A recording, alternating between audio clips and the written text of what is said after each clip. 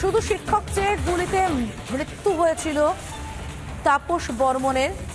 সেই তাপস বর্মনের বাড়িতে, রায়গঞ্জের তাপস বর্মন, তার বাড়িতে বিজেপি সাংসদ কার্তিক চন্দ্র পাল, যে ছবিটা এই মুহূর্তে দেখতে পাচ্ছেন আপনারা। বাংলা ভাষা দিবস পালন করছে এবিভিপি। রায়গঞ্জে বাংলা ভাষা দিবস পালন, নিহত তাপস বর্মন এবং রাজেশ সরকার। দাড়িভিটে সেই গুলির ছবি মনে আছে।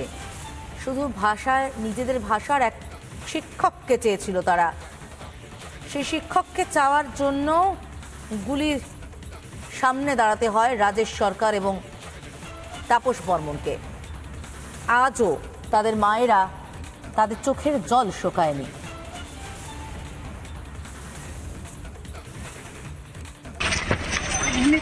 আশা দিল ধরে যেহেতু আছি আপনাদের সঙ্গে থাকবো, যতদিন রাজেশ সাহেবের বিচার না পাই আপনাদের কাছে আমরা থাকবো না।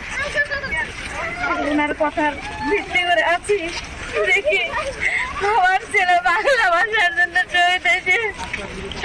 দেখি তাপস বর্মনের মায়ের কথা শুনলেন, এখনো তার চোখের জল শোকায়নি। আজ বাংলা ভাষা দিবস পালন করতে এবিভিপি পৌঁছে গিয়েছে তাপস বর্মনের মায়ের কাছে।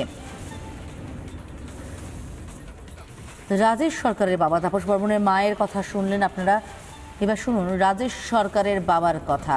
এতগুলো বছর ধরে যে ছেলের মৃত্যুর বিচার চেয়ে আসছেন। যে তদন্ত হওয়ার কথা রাজ্য সরকারের, সে রাজ্য সরকার তো আমাদের সহযোগিতা করছে না। রাজ্য সরকার সহযোগিতা করছে না, তা সত্ত্বেও এনআইএ তদন্ত হচ্ছে। এনআইএ তদন্তেও রাজ্য সরকার বাধা দিচ্ছে, আর এনআইএ তদন্ত একটু ধীর গতিতে চলছে। আমরা এনআইএর কাছে বলতে চাই যে আপনারা অত ধীর গতিতে কাজ না করে একটু দ্রুত কাজটা করুন, যাতে আমাদের মনে একটু শান্তি হয়। ওখানে যেখানে সমাধি আছে ওখানে আমরা কাজ করতেছিলাম, তখন এখানকার নাকি যারা জমি আছে, জমি বলে কারো নামের জমি, ওরা আমাদের বাধা দিছে, আমাদের কাজটা করা হয় নাই। না হলে আমাদের এখানে সমাধিও হয়ে যেত, ওদের একটা মঠ হয়ে যেত, সমাধিতে একটা মঠ করতে চাইছিলাম আমরা, সেটাও হয়ে যেত। সবাই তো দেখতে পাচ্ছে দুই সাইড হয়ে গেছে, দুই সাইড বাউন্ডারি হয়েছে, দুই সাইড বাউন্ডারি হয় নাই, করতে দেয়। মনে হয় এরা তৃণমূলের লোকগুলো আটকাচ্ছে, এখন ক্ষমতায় তৃণমূলের লোকগুলো আটকাচ্ছে। বাংলা ভাষা নিয়ে মঞ্চ থেকে মঞ্চে মমতা বন্দ্যোপাধ্যায় নানান কথা বলে বেড়ান। বাংলা ভাষার নাকি সব থেকে বড় দরদি তিনি, বাংলা ভাষা বাঁচাতে তিনিই নাকি কাণ্ডারি।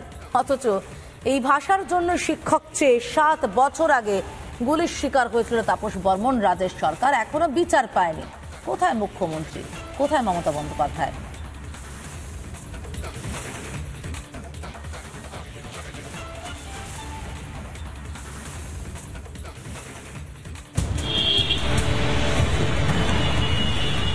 নবদ্বীপে বিজেপি কর্মীকে পিটিয়ে খুন, এইমসে হবে তার ময়না তদন্ত। আর এই গোটা ঘটনায় রাজ্যের বিরোধী দলনেতা যাবেন ওই বিজেপি কর্মীর বাড়িতে আজই। ফিরছে এই খবরের যাবতীয় আপডেট নিয়ে, কোথাও যাবেন না, সঙ্গে থাকুন, দেখতে থাকুন রিপাবলিক বাংলা।